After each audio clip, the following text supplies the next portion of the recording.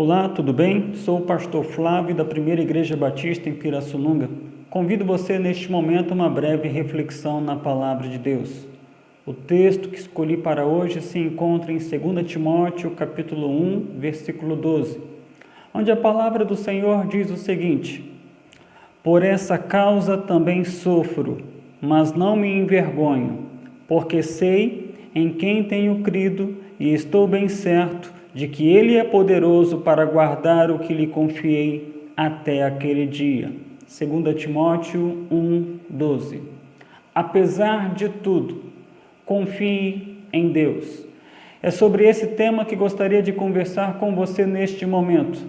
Apesar de tudo, confie em Deus. Vivemos dias maus. Estamos perplexos com tudo aquilo que acontece no país e no mundo. Dias onde o poder temporal tem agido de forma equivocada. Lhes falta sabedoria em suas ações. Isso tudo tem abatido o coração de muitos, criado muita instabilidade e insegurança para todos os brasileiros. Diante de dias tão tenebrosos como o que ora passamos, muitas vezes somos invadidos por perguntas muito difíceis. Perguntas tais como: onde Deus está? Será que Deus não está vendo isso? Até quando, Senhor?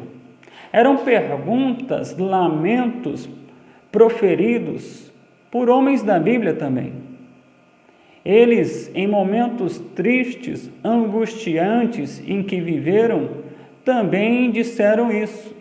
Também fizeram perguntas difíceis, mas as fizeram para a pessoa certa, as fizeram para Deus.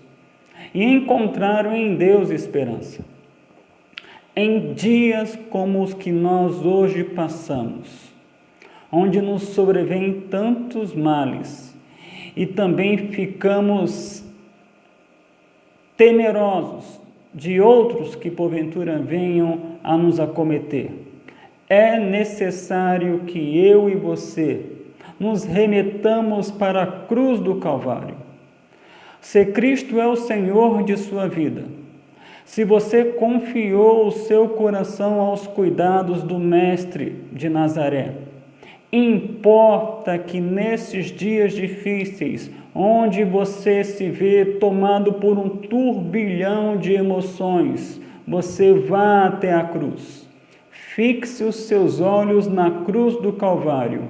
Lembre do amor de Deus expresso ali na cruz, onde o Senhor Jesus, em obediência, foi levado à maior das crueldades que um ser humano pode passar, estando sob os cuidados do Império Romano, tendo o consentimento da religião de sua época, de seus contemporâneos que eram seus conterrâneos.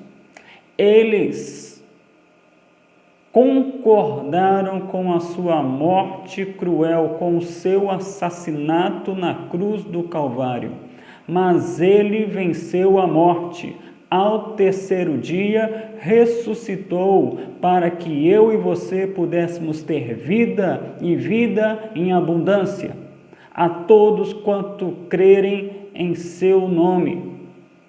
Nós pregamos o Cristo e este crucificado, a vitória que vem mediante a humilhação, o triunfo que vem mediante o escândalo da cruz. Os dias são maus. Paulo também viveu dias maus. Desde o momento em que ele teve o seu coração convertido no caminho para Damasco, quando o seu desejo era prender os cristãos, desde aquele dia sua vida mudou.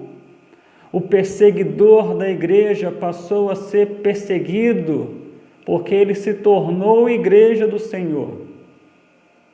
passou por naufrágios, linchamentos públicos, açoites, e em tudo isso manteve-se fiel a Deus, porque, segundo o apóstolo Paulo, a ele não havia sido dada tão somente a graça de crer, mas também a graça de padecer. E ele entendia que estava crucificado com Cristo para viver não mais ele, mas Cristo nele. Em nada ele tinha a sua vida por importante, contanto que cumprisse o ministério que recebeu do Senhor Jesus. E a sua fidelidade a este ministério o levou a uma segunda prisão em Roma. Prisão esta que não era semelhante à primeira, que era domiciliar. Agora Paulo estava em um local totalmente insalubre.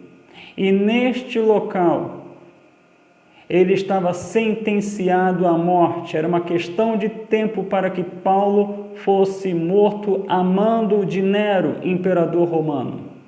Ele já havia escapado dos leões, mas conforme nos diz a história, ele haveria de morrer a mando de Nero, sendo decapitado. E em seus últimos momentos de vida, Paulo assegura: não me envergonho do Evangelho. Estou aqui, sofro por causa do Evangelho, mas não tenho vergonha disso, porque sei em quem tenho crido. Paulo sabia muito bem que o motivo de estar preso era por causa de sua fidelidade ao Senhor. E sendo assim, ele sabia muito bem em quem havia posto a sua confiança. Ele pôs a sua confiança naquele que deu ao seu Filho a vitória sobre a cruz mediante o poder do Espírito Santo. Paulo não temia o que o homem poderia fazer ao seu corpo, porque ele tinha a sua vida depositada nas mãos de Deus. Nós não temos qualquer ideia do que vai acontecer conosco no futuro. Ainda mais num ambiente tão tenso como é o que hoje vivemos em nosso país e no mundo. Não pense que isso é uma particularidade de nosso país. O mundo jaz no maligno, homens maus estão no poder, e esses homens maus não medem esforços para que continuem no poder, e agirão de forma cruel com quem quer que seja que se puser contra os seus desejos ambiciosos.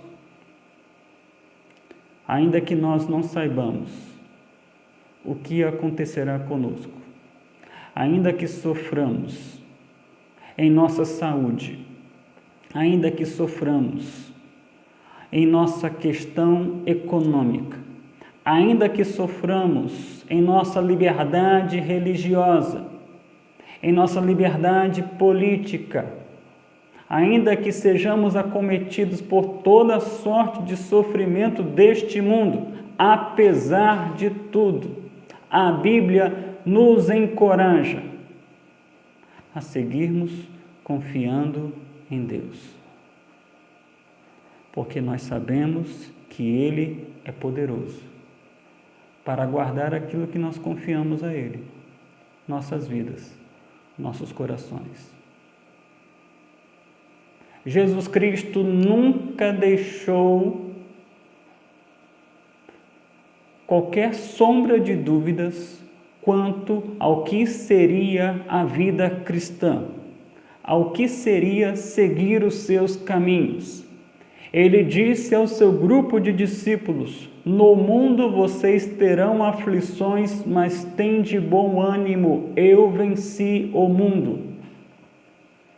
Em um dado momento da história da igreja, ser cristão, pregar o Evangelho, era motivo de perder inclusive suas posses, perder a coroa deste mundo. E é nesse contexto que Jesus disse à igreja de Esmirna: você perde a coroa de Esmirna, mas eu lhes dou a coroa da vida. Eu sei em quem tenho crido. Estou bem certo que é poderoso para guardar a minha vida, a vida que eu confiei aos seus cuidados. Não deixe que o seu coração seja tomado por perguntas complexas que vão além da sua compreensão, porque, meus irmãos, nós não temos capacidade de entendermos Deus. Se nós conseguíssemos entender Deus, Deus não seria Deus e não seria digno de receber toda a honra, toda a glória e todo o louvor.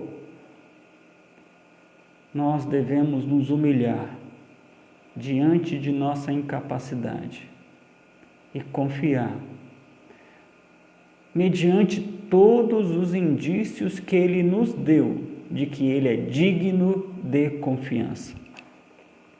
Se a você foi dada a graça de crer, saiba também que a você que um dia confiou sua vida aos cuidados do Mestre, também é dada a graça de suportar, seja qual for a dor.